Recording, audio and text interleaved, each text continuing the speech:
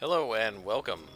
I am Scrapperlock, and this is City of Heroes on the Rebirth server. We are with our Stalker, level 47 Tiger Shrike, who has 26 million XP earned, 3 million to go to get to level 48, and 30 million influence after buying a full set of SOs for the level 50 um, level. And we don't have to buy any more enhancements actually, except for the ones that are going to fill in our empty slots from here out.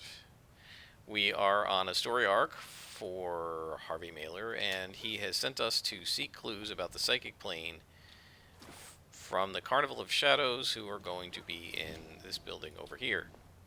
Now, I took the mission without reading it out to you guys, in part because I was afraid he was going to, the way he was describing it, that we're going to have to find stuff out from the Carnival, quote unquote.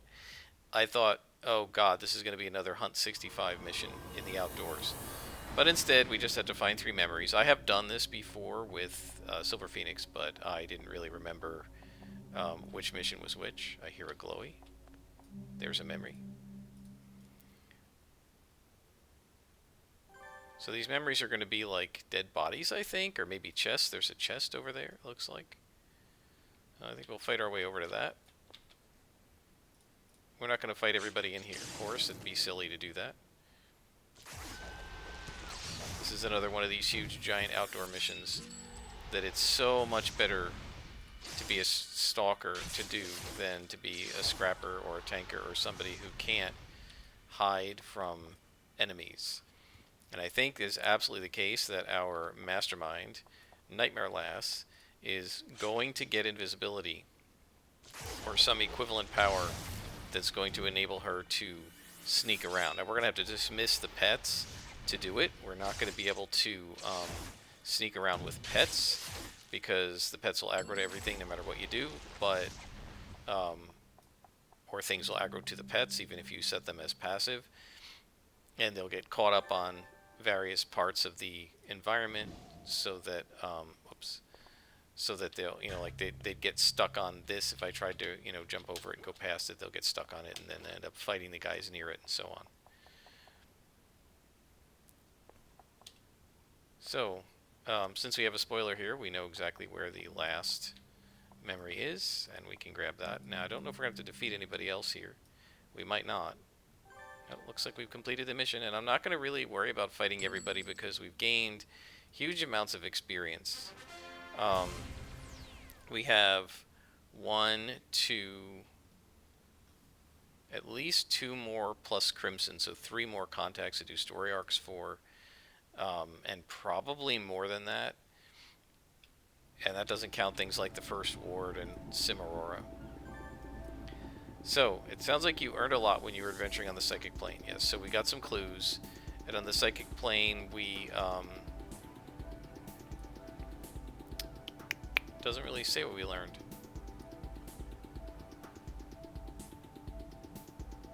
We uncovered 3 of Vanessa's memories. Some travel guides to Italy, a porcelain mask, and a pile of bones belonging to a woman named Giovanna Scaldi. And it sounds like you learned a lot on the Psychic Plane.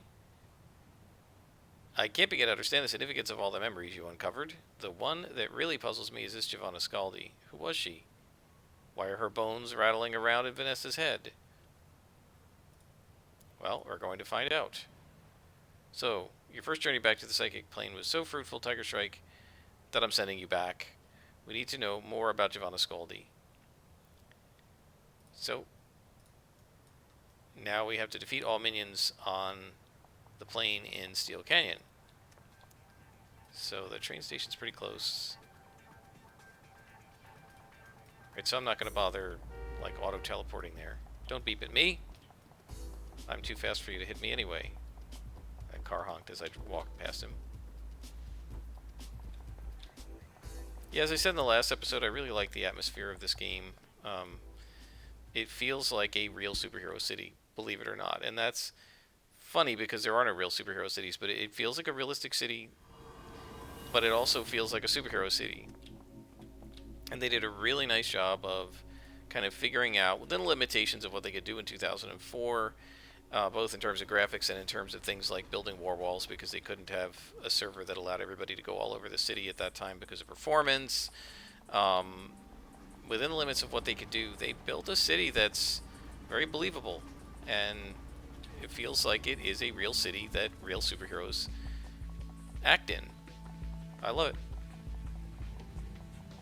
I like the music. I like the feel of being in City of Heroes, and even if I'm not really in the mood to play for a long time, I log in almost every single day just to be in Paragon City a little bit. It feels almost like a home because they did such a nice job on it. It feels almost like a hometown. And it reminds me of one of the people who made a post when the game first came back, before there was Homecoming, when it was the Bree server. And this is defeat all, so we're just going to have to beat up everybody we find. So this is going to take a long time.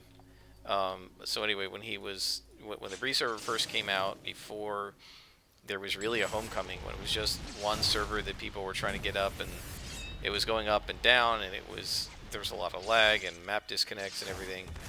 The one guy managed to get in and play for an hour and a half or so with people doing sewer runs, and finally got to the point where it was late and he had to go to sleep, and he said, okay guys, I need to log out.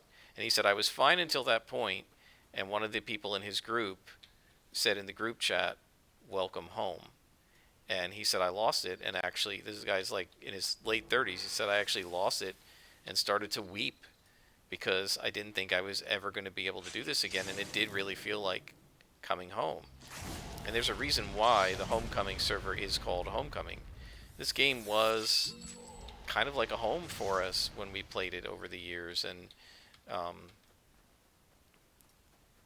it really is a sense of being in your hometown when you're going around Paragon City. I know where all the different places are. I know where the shops are. I know where the contacts are. I know the names of the different parts of the city, and that is, they did a really good job with that. There are lots of MMOs that I played, maybe as much or more as I played this game.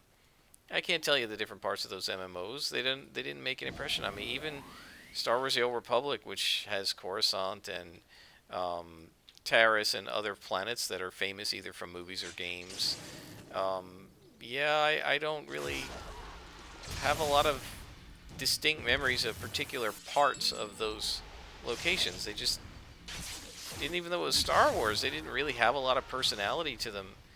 And this game really makes the city feel like a real place. Paragon City is almost like its own character in the game. And I don't think, by the way, that the Rogue Isles are that good. I think they're all right, but I think they're a lot more. They have a lot less personality to them, to me, than the Paragon City does. But some of that's just because I have so many more hours playing in Paragon City than I do in the Rogue Isles. I think they're good, but it's really Paragon City that feels like a real place, and as I say, almost like it's a character in the game, which the Rogue Isles don't feel like to me. I can't even remember the names of the Rogue Isles half the time. And a lot of times I want to call them the Mercy Isles, because Mercy Isles is the first one you start at, but they're not the Mercy Isles, they're the Rogue Isles, and I don't make those mistakes with Paragon City. I don't call Paragon City Steel Canyon. I don't know, and I think a lot of it's just how long I've spent in Paragon City, in places like Steel Canyon and Skyway City and Kings Row, but I definitely feel like the city really is almost its own character and has its own personality, and I think they did an excellent job on it, and it's one of my favorite places to explore online, and one of my favorite gaming worlds ever.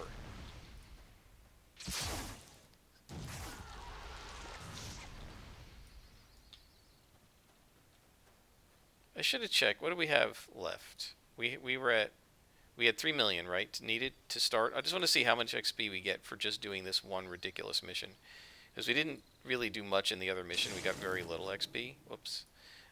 So it'll be interesting to see how many experience points we get from this one mission. Hopefully, guys, I'll remember at the end of the mission to check it.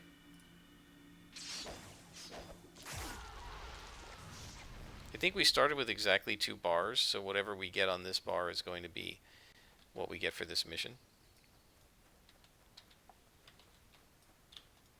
trying to kind of do stuff as we go, because one of the difficult things on these outdoor maps is the map and trying to figure out what you've seen and not seen, where you've been and not been. So I'm trying not to like wander around too much without killing the things as I see them. Just because otherwise, if I run past them, I'm not going to remember that I've got to go back there. It's still probably going to happen anyway, but hopefully not too much. We do have hover, and I can head up overhead with hover to try to look, but one of the problems on this map is things can be underneath the tree canopy along the edges, and then you're not going to see them with hover either. Because one of the things about the targeting, like the tab targeting, if you're trying to target the nearest or whatever, it won't target things that your character can't actually see. Right, so we're here. If there was somebody behind this rock, right, that's within potential line of sight, but blocked by the rock, so it's close enough to be targeted like that guy, but behind the rock, it won't target him. So this guy that's over here, I can show you this. So this guy that's over here, where is he? Right, so I can target that person from here, but if I go around the rock so that she is blocked by the rock and then I hit tab, you get nothing, right? So you have to make sure you've got line of sight on the whole map in order to tab target and find things.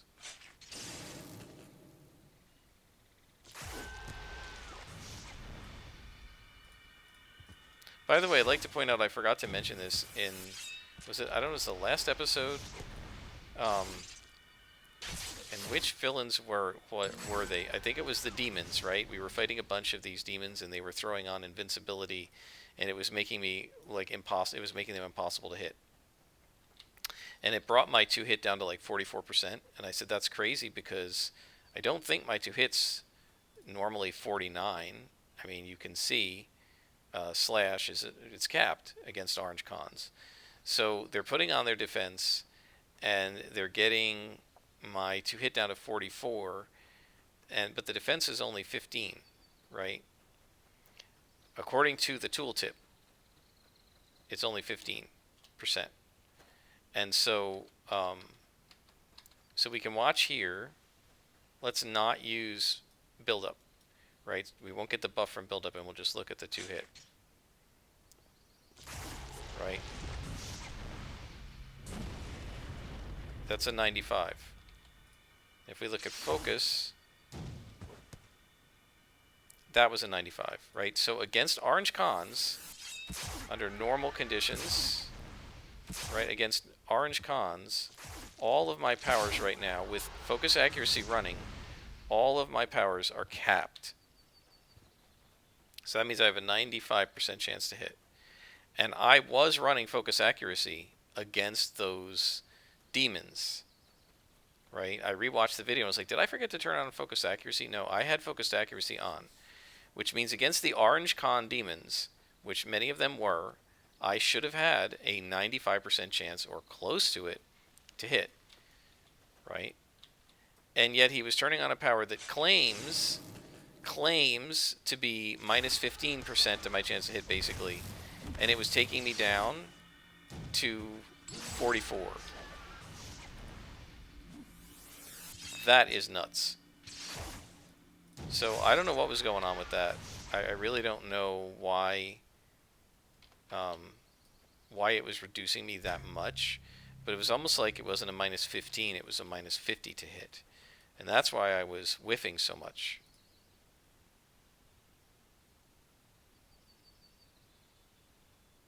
Because even like with build-up on, a couple of times I missed them. And yeah, you're going to roll a 96 or above occasionally, but not that much. So I don't know what they were really doing to me, because the invincibility said 15%, right? But it clearly wasn't, and it clearly was more.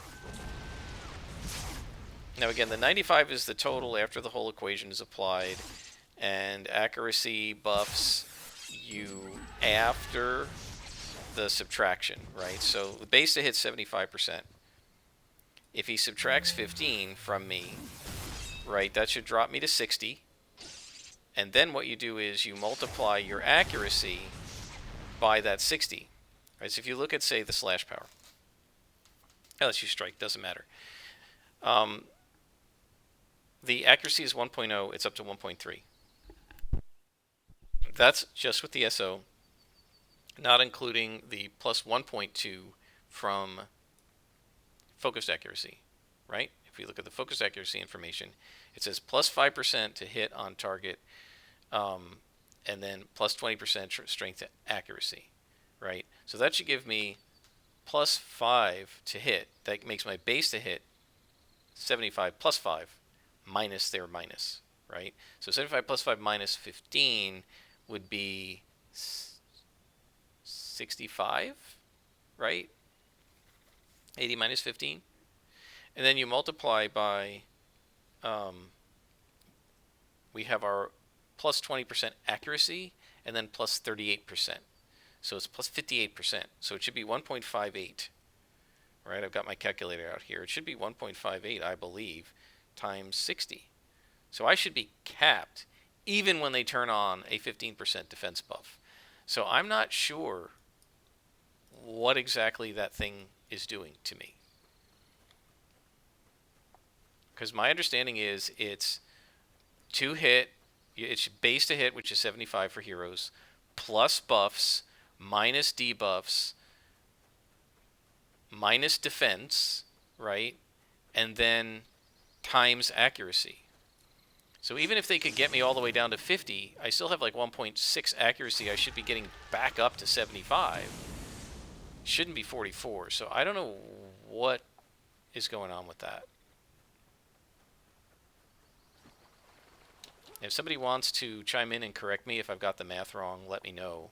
You can explain to me why a character that's got basically an 80% base to hit because of the focused accuracy running and almost plus 1.6 times accuracy times the 2 hit is coming out with a 44% chance to hit after all that math against a 15% defense buff. I mean, maybe their base defense is very high, but I don't think so because when the buff isn't turned on, I'm hitting them like crazy. So we'd have to actually test it against them. So maybe the next time we fight those guys, we'll take a look, turn off focused accuracy, and see what it is without the focused accuracy on when we're fighting them before and after they turn on their invincibility.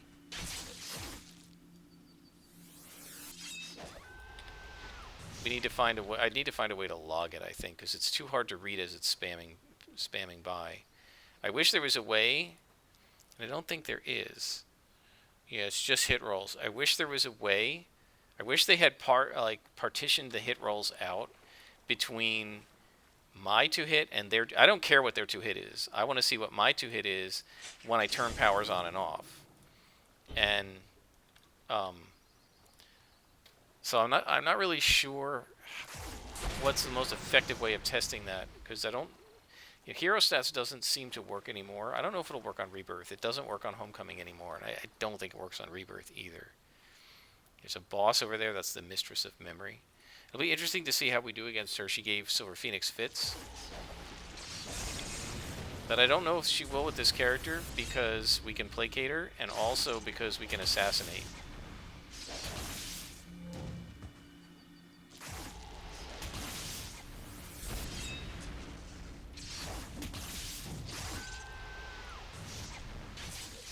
Oh shoot, I should have done that. Oh good, it didn't knock him back. I didn't want him to go backwards because I didn't want to aggro somebody else like that over here. Trying to keep these guys, kill all these guys off before we deal with the Mistress. Probably going to be guys over there too, but let's take care of her while we're here. Again, I don't want to wander around thinking I've completed this and then have to come back to it and can't find it. So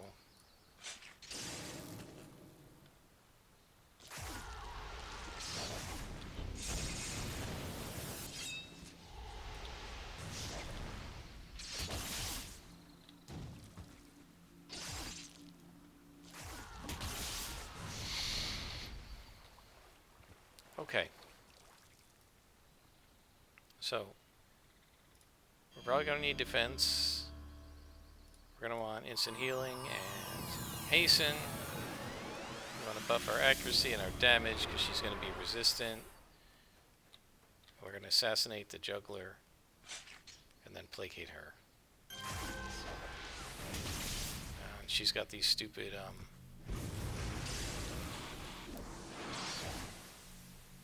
stupid assistants, the little phantoms, which are going to be a pain in the neck.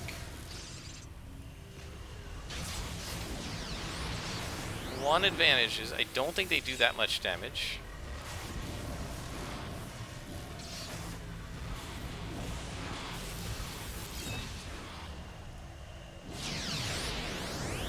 She does, but I don't think they do.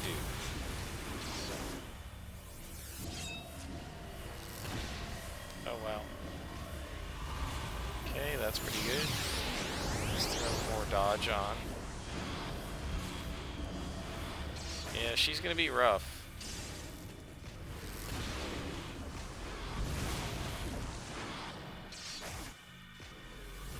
She's heavily resistant to my attacks, I think. Although, I don't know, that one just did 300 or something to her. The main problem is that she keeps going invincible, solid, whatever you want to call it.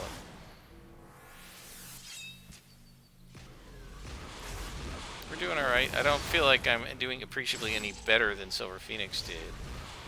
Now we're just gonna leave these guys.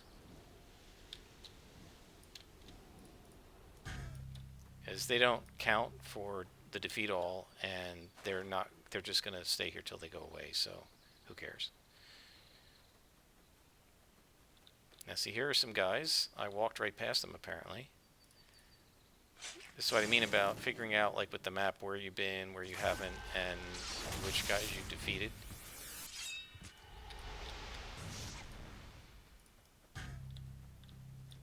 Like we haven't been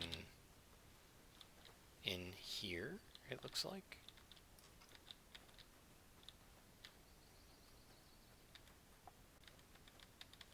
Just hitting tab like crazy.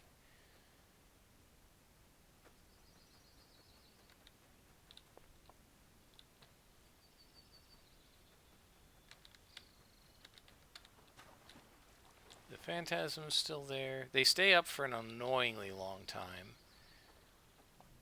But I don't think they can see me now, so he'll leave me alone.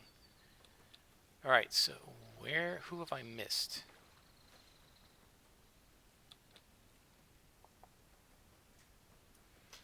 Maybe time to take to the air, guys. Oh, I see somebody.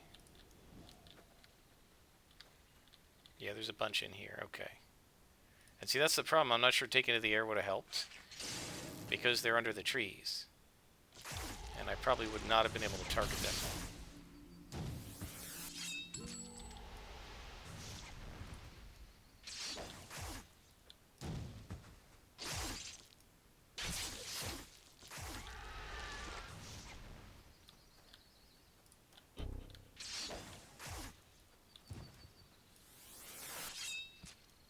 So the Mistress was tough. The rest of these guys are nothing at +2. There are no +3s in this mission, which is a little odd. And we've now completed it. So let's see. I did remember to check. We got about 425,000 experience for that mission. So theoretically, another 6 missions should finish this level for us. Now, whether that's going to be before or after the end of the story arc, I don't know, because I have the feeling the story arc is only going to go a couple more chapters.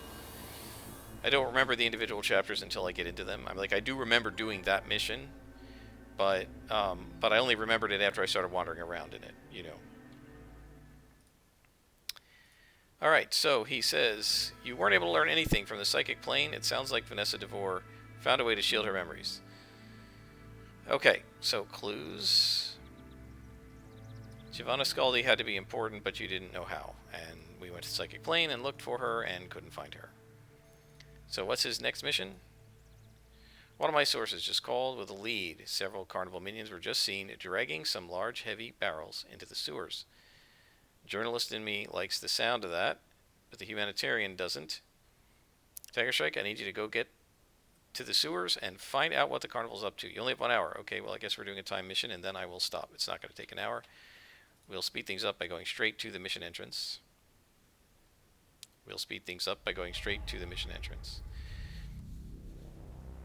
Since the first mission was super quick, and we really only did one mission, I guess we'll do one more. And that should leave us around 2.2 mil XP to go to get to the next level. I wouldn't be surprised if we finish this bead, depending on whether we have to defeat all or whether we just look for barrels.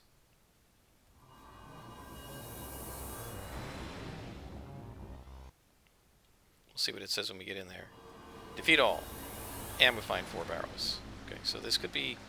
I don't think this will be too long. It's not a big map, so we should be alright. I don't think I'll need to pause it. If it gets really long, I will. But we'll see.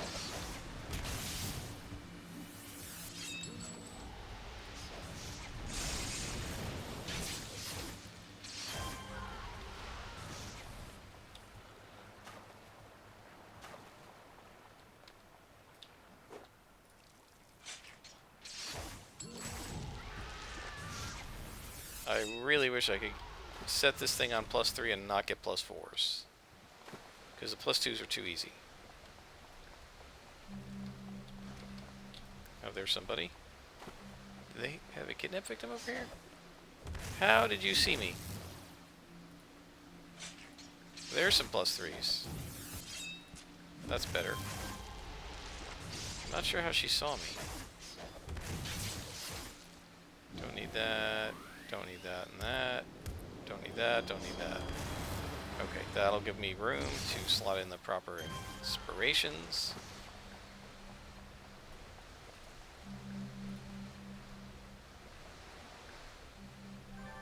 One.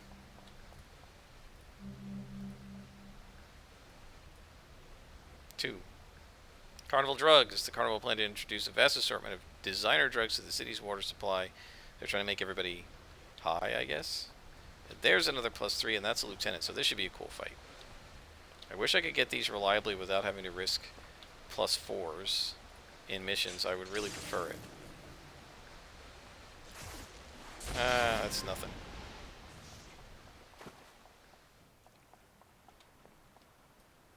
And this lieutenant's going to be even easier, since he's +2.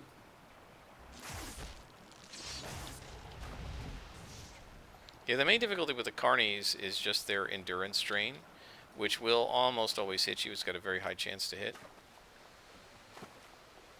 I really wish there was a better way to deal with it tactically.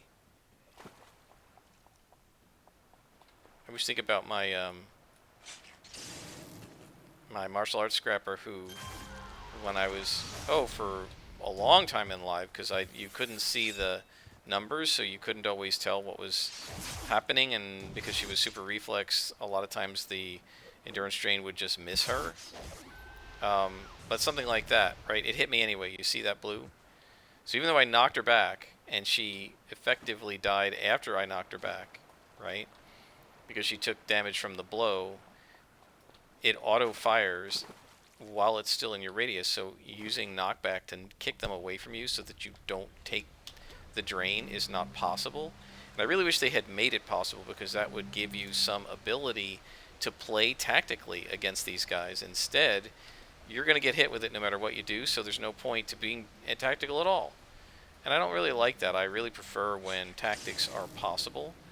I mean, it's not mega tactics, right? It's just stabbing people, but I still prefer it when there are tactics possible versus when it's just simply not even possible to be tactical, because the thing is going to go off and it's going to get you in its radius no matter what you do. Right? Then it's not tactical anymore. It's just it's something you have to endure. And I don't know, that to me is not as interesting as if there's actually some tactics behind it.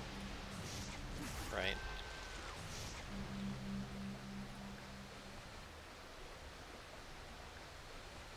Okay, so we just got to defeat the rest of the carnies. I don't think we've missed anybody on our way in. So it should be just whoever we have to get to. Oh, we have missed somebody, it looks like. Oh, Okay, missed them over in the other room. I'm glad they showed it to me. I mean, I was going to go back, so... I don't know how I missed those guys. This is, as I said before, this is the problem with stealth. If I'd been walking through as like a tanker or something with no stealth on, with no hide, they would have seen me and aggroed to me, especially this one that's right by the exit here. Well, what are we doing here? There's nobody there. It's just this guy. She didn't see me. Alright, so I'm glad we did that mission. It was quick. Defeated everybody. We collected the chemicals and stopped them from contaminating the water supply, so we'll contact Harvey, and he says it's a good thing you were there to stop them, Tiger Shrike. It's hard to say what effect those drugs would have had on people. Okay. So I feel like we've done a pretty good job today. We gained about 600,000 experience points, which is about 20% of a level. A little under that. And we got almost 2 beats, and we've progressed on our story arc. So next time we will continue with Vanessa, and eventually we're going to fight her. Until then, I am Scarpalock, and this has been City of Heroes on the Rebirth server.